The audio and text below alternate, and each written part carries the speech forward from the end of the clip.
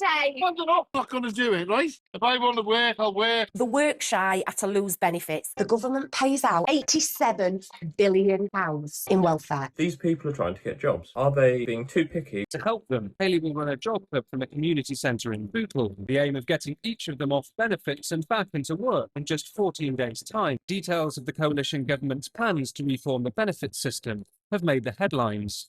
It says the work shy are to lose benefits. Maybe controversial, but I think the welfare system is a compromise. If you want to get cheap goods, you're going to have to support the people who would have made it here with some money. Otherwise, they'll just have nothing. David Cameron hit 1.7 million people with the harshest welfare shake-up in more than 60 years. They will strip benefits from those who repeatedly turn down job offers. It is hoped that changes will rake in some of the billions of pounds lost each year. Their jobs were outsourced and they're undercut. Punishing people for conditions that they're being put into, which is an actual policy choice of the government to put them out of work, but also be unhappy that they have to pay them. What did you expect was going to happen? These changes will affect you. You will be given opportunities to go for jobs, and if you turn them down, then your benefits will be sanctioned. They're taking a human right off you, aren't they? How are they taking a human right off you? They are, aren't they? You've got to do this, you've got to do that. But they're paying you. Even, we've all had that choice. But why should the taxpayer who pays you the benefit give you the choice? So the taxpayer pays for it because it's a lot cheaper down south to buy goods because we're now in such an international market. But because you no longer have the people domestically creating those goods, now they have no way of reasonably making money. And they got no work, But there is work. This is what I'm saying to you. Where? There are jobs out there. There are jobs. There are jobs which the policymakers wouldn't want to do themselves. And because they think that a job such as a cleaner, for example, must be paid a small amount because it's low status. So they'll happily flood it with lots and lots of international competition. Because in their mind, it's low status, so their low status job must mean a low wage. In a fair economy, the wage to do that job rises. That's not been allowed to happen. So they're being forced to do a job they don't want to do for a wage that's not attractive as a result of basically being abandoned by their own government. Get me one. It's not for me to get you one, it's for you to get one for yourself. It's taking the rights off people, innit? It's a human right to choose what you like to do. I'm scared of the cut's coming. In a fair economy, I would understand objections if you remove the competition for the jobs and you also protect domestic industry, or people like him still complained, then you would have, I think, a claim to say, well, this guy's obviously just not contributing. This is how much yearly the government pays out in welfare. £87 billion. Jesus Christ. That's a lot of money.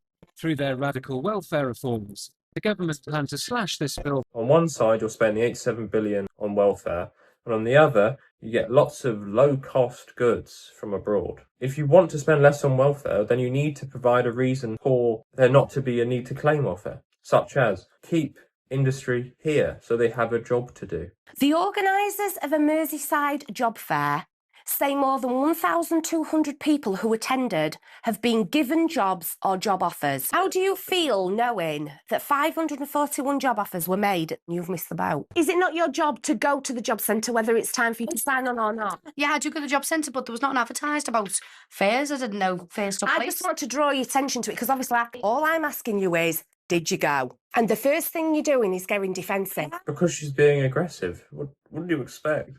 Silly. I just do want us on TV to look like a bunch of lazy from the knock. Which is the point of all of these shows. I'm angry because I just felt like in Hayley's eyes I hadn't been trying hard enough to get a job. We are living on benefits, not because we want to, just because it's a case of having to.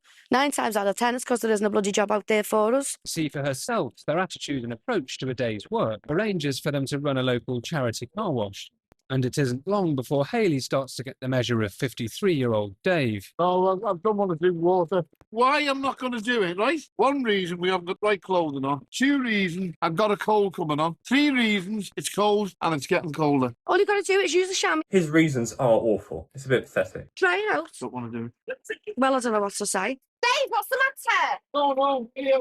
I'm a security guard. I don't do that. If this was a real live work situation, do you think it would be acceptable to say you've had enough and walk off? I've done that before today.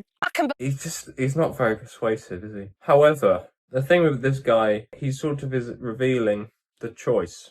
If the economy was not working against him, he'd be more incentivized to work because he gets actual money. and he would be able to walk away from a job that he doesn't want to do, which, as a result again of the decisions done against him, he hasn't got that choice anymore. If you're being screwed over by a system that does not have your interests in mind, it's quite normal to be disinterested in continually supporting it. I believe that you totally have, but that's not a way to go on in employment, Dave, is it? It's an employment I wouldn't do. You know what? Some people, and you are one of those, don't really have the element of choice in that. Some people do what they have to do to make money to feed the families, and it's not for you to really decide whether you think that's a good job or not. Again, this moral pressure. I also get the point that if you do a job, you want to do a good job. I get that pressure. At the same time, he's not a bad guy for not wanting to take part in it. The way it goes. If I want to work, I'll work. I think Dave should be disappointed with himself. I'd love Dave to move forward and go into employment. This moment in time, there's not a cat in hell's chance of that happening. In the end, the guy got a job. The problem is, some people live to work and others work to live. Obviously, he doesn't want to live to work, and that doesn't make him a worse person. Allow an economy to be flexible enough so people can just coast by. And for those people that want to, be a striver, so they can also do that. If you remove these artificial conditions, maybe everyone can get risen up. And I'm not sure about taxes. If you do those things, then you don't have to pay the welfare bill, because they have something to work in. It's very easy, I think, to fall into infighting that if I'm suffering, you must suffer. Why don't we get to a position when no one has to suffer?